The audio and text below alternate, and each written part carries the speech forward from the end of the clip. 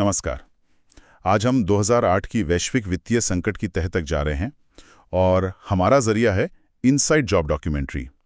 हमारे पास इस फिल्म का ट्रांसक्रिप्ट है और हम समझने की कोशिश करेंगे कि भाई ये इतना बड़ा संकट आखिर खड़ा कैसे हुआ। वो कौन सी कड़ियां थी, नियमों में ढील, वॉल स्ट्रीट का रवैया, हितों का टकराव, जिन्होंने मिलकर इसे मुमकिन बनाया। बिल्कुल। और ये समझना बहुत जरूरी है कि ये कोई अचानक हुई घटना नहीं थी। इसकी नींव आप देखें तो कई सालों से रखी जा रही थी। इसमें सोच समझ कर लिए गए फैसले और अनदेखी दोनों का बड़ा हाथ था। तो कहाँ से शुरू करें? शायद 80 के दशक से, जब अमेरिका में वित्तीय नियमों को ढीला करने का दौर शुरू हुआ। सुना है एक अहम मोड़ था ग्लास-स्टीगल एक्ट जैसे पुराने नियमों का हटना। ये क्या था? ग्लास-स्टीगल एक्ट काफी महत्वपूर्ण था। ये कानून देखिए बैंकों को आम लोगों के जमा पैसे से बहुत ज्यादा जोखिम भरे निवेश करने से रोकता था। इसे हटाना और दूसरे नियमों को ढीला करना ये महज कानून बदलना नहीं था, ये एक पूरी सोच थी कि बाजार खुद को संभाल लेगा। अच्छा। नतीजा ये हुआ कि वित्तीय उद्योग फाइनेंस इंडस्ट्री बेतहाशा बढ़ी और कुछ कंपनियां इतनी विशाल हो गईं कि उनका डूबना पूरी अर्थव्यवस्था को ले डूबता। यही है वो टू बिग टू फेल वाली बात।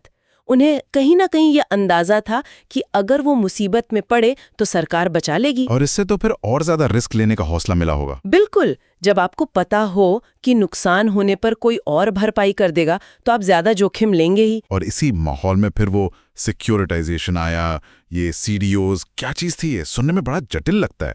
थोड़ा जटिल है, पर समझने की कोशिश करते हैं। बैंकों ने क्या किया? उन्होंने हजारों होम लोन, खासकर सब प्राइम लोन्स यानी जो कमजोर क्रेडिट वालों को दिए गए थे, उनको इकट्ठा किया। फिर उनके कह सकते हैं छोटे छोटे हिस्से करके नए पैकेज बनाए। इन्हीं को सीडीओ यानी कोलैटरलाइज्ड डेट ऑब्लिगेशंस कहा गया। अच्छा, मतलब लोन को पैक करके बेच दिया। हाँ, एक तरह से मकसद था कि लोन का जोखिम किसी एक बैंक पर ना रहे बल्कि निवेशकों में बढ़ जाए। पेंशन फंड्स वगैरह ने ये खूब खरीदे, पर असल में हुआ ये कि जोखिम बटा नहीं, छिप गया। और इसमें रेटिंग एजेंसियों की भूमिका? मूडीज, S&P, उनका क्या काम था? उनका काम था इन सीडीओज की रेटिंग करना, बताना कि ये कितने सुरक्षित हैं। पर यहीं पर एक बड़ी गड़बड़ी थी। इन एजेंसियों को पैसा उन्हीं बैंकों से मिल रहा था जिनके प्रोडक्ट्स की वो रेटिंग कर रही थी। अरे, ये तो साफ हितों का टकराव है।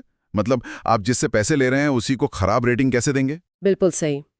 और नतीजा ये हुआ कि बहुत ज्यादा जोखिम भरे सीडीओज को भी अक्सर एकदम सुरक्षित AAA रेटिंग मिल जाती थी। पूरी चेन में लोन देने वाले से लेकर बैंक, रेटिंग एजेंसी, निवेशक, किसी को असल में ये परवाह नहीं थी कि लोन चुकाया भी जाएगा या नहीं। सबका ध्यान बस ज्यादा लोन बांटने और फीस कमाने पर था। कमाल है। और फिर ये क्रेडिट डिफॉल्ट स्वैप्स, CDS, ये भी कुछ बीमा जैसा था? हाँ, CDS एक तरह से इन सीडीओज पर बीमा पॉलिसी जैसा था। दुनिया की सबसे बड़ी बीमा कंपनी AIG, उसने अरबों खरबों डॉलर के सीडीओज बेच दिए। लेकिन दिक्कत ये थी कि उनके पास इतने क्लेम देने के लिए पैसा ही नहीं था अगर जरूरत पड़ती तो। बिना पर्याप्त पूंजी रखे वो ये बीमा बेच रहे थे। तो अगर CDOs डूबते तो AIG भी डूब जाती? हाँ, और क्योंकि AIG इतनी बड़ी थी और इतने सारे बैंकों से जुड़ी थी, उसके डूबने का मतलब था कि पूरा का पूरा वित्तीय सिस्टम ठप हो सकता था। और ये CDS का बाजार वो पूरी तरह से अनियंत्रित था, कोई नियम कानून नहीं आता है। हाँ, 1998 में रेगुलेटर थी ब्रुक्सली बॉन। उन्होंने इन खतरनाक डेरिवेटिव्स जिनमें CDS भी शामिल थे, उनको रेगुलेट करने की कोशिश की। पर उस समय के ट्रेजरी सेक्रेटरी लैरी समर्स और federal reserve chairman Alan Greenspan जैसे बहुत शक्तिशाली लोगों ने उन्हें सचमुच रोक दिया, उन्हें चुप करा दिया गया। ये तो दिखाता है कि सिस्टम के अंदर ही कितनी दिक्कतें थीं। और वॉल स्ट्रीट का कल्चर, भारी बोनस वगैरह, वो एक और बड़ी समस्या थी। बोनस अक्सर छोटी अवधि के मुनाफे पर मिलते थे। इस साल कितना कमाया बस वो देखो। भले ही आपने इतना जोखिम ले लिया हो कि अगले साल कंपनी या पूरा सिस्टम ही बैठ जाए, इसकी परवाह नहीं थी। और रेगुलेटर्स का क्या? सुना है वो अक्सर बाद में उन्हीं कंपनियों में नौकरी कर लेते थे जिनकी वो निगरानी करते थे। हाँ, ये रिवॉल्विंग डोर कहलाता है। रेगुलेटर नौकरी छोड़कर मोटी तनख्वाह पर उन्हीं बैंकों या वित्तीय फर्मों में चले जाते थे। तो आप सोचिए वो रेगुलेशन के समय कितने सख्त रहे होंगे।